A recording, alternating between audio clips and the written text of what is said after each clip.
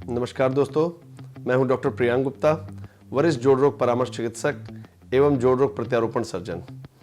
इससे पहले के वीडियोस में हमने बात करी ऑटोइम्यून अर्थराइटिस के बारे में, जहां पर हमने आपको बताया कि ऑटोइम्यून अर्थराइटिस क्या होती है, उसके लक्षण क्या हैं, रोकथाम और उपचार के बारे में।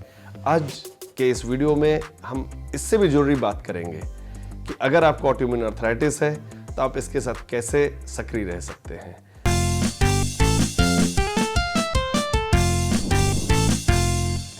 बिना दवाओं के और बिना किसी ऑपरेशन के आप कैसे अपनी लाइफ को सुचारू रूप से चला सकते हैं।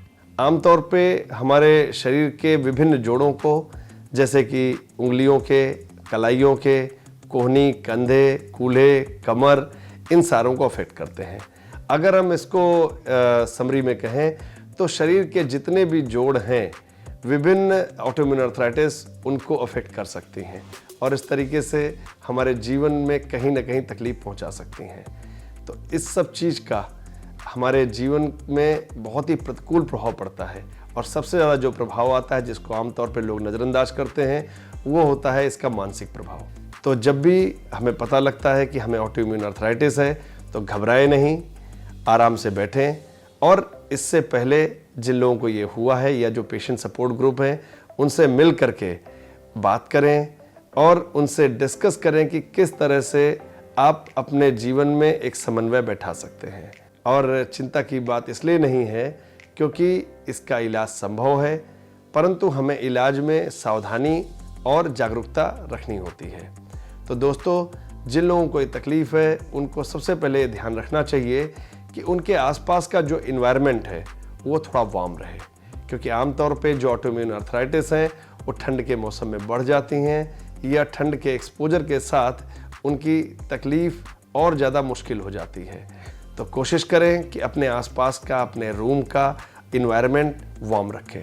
अगर तकलीफ बहुत ज़्यादा हो रही है तो आप गर्म पानी से शावर ले सकते हैं, नहा सकते हैं, जिससे कि जो जोड़ों में गर्माहट आएगी और जोड़ सुचारू रूप से काम कर सकते हैं। इसके अलावा आप नियमित तौर पर एक्सरसाइजेस कर सकते हैं, जिससे कि जोड़ों की जो लुब्रिकेशन है वो बनी रहेगी और जोड़ों की मोबिलिटी बनी रहेगी और कम से कम आपको जकड़न, स्टिफनेस का एहसास होगा। इसके अलावा जो अन्य ऑप्शन है उनमें आप अपना वजन कम कर सकते हैं। जितना वजन कम होता है उतना जोड़ों के ऊपर दबाव कम आता है, जिससे कि जोड़ों के जो काम करने की क्षमता है वो बढ़ जाती है। चौथी चीज़ है कि अगर हम कुछ चीज़ों का ध्यान रखें, जैसे कि स्पोर्ट शूज़ पहने कि जिससे कि हमारे जॉइंट्स में कम से कम प्रेशर आए। तो ये सारी वो चीज़ें हैं जिनसे आप जोड़ों का प्रेशर कम कर सकते हैं, उनके ऊपर जो दबाव आ रहा है उसको कम कर सकते हैं ताकि वो सुचारू रूप से काम कर सके। और समुचित आराम करें। आराम बहुत ज़रूरी है, क्योंकि अगर मसल पूरी तरह से रिलैक्स नहीं होती हैं तो स्टिफनेस ज़्यादा आती है।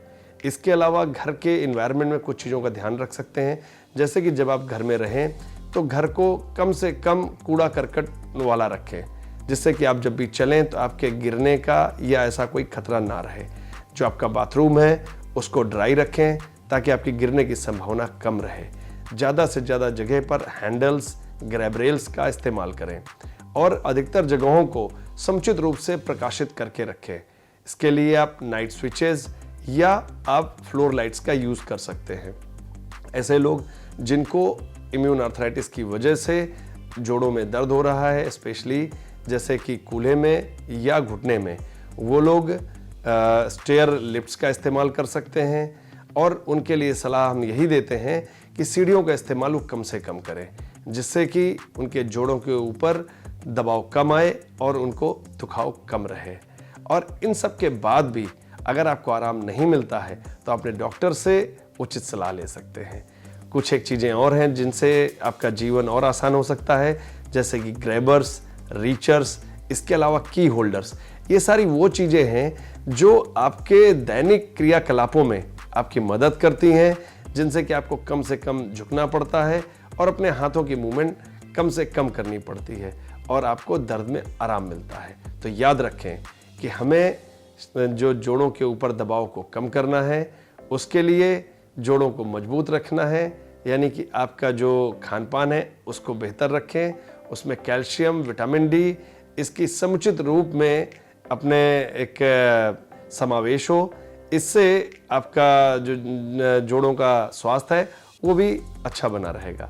और मुझे उम्मीद है इन सारी चीज़ों से आपकी लाइफ रूमेटॉइड आर्थराइटिस हो या एंकाइलोजिंग स्पॉन्डिलाइटिस हो या किसी भी तरीके की ऑटोइम्यून आर्थराइटिस है, उसके साथ भी सक्रिय रूप से चल सकेगी। तो आशा है आपको ये जानकारियाँ पसंद आएंगी और आपके दैनिक जीवन में ये उपयोगी होंगी। धन्यवाद। नमस्कार।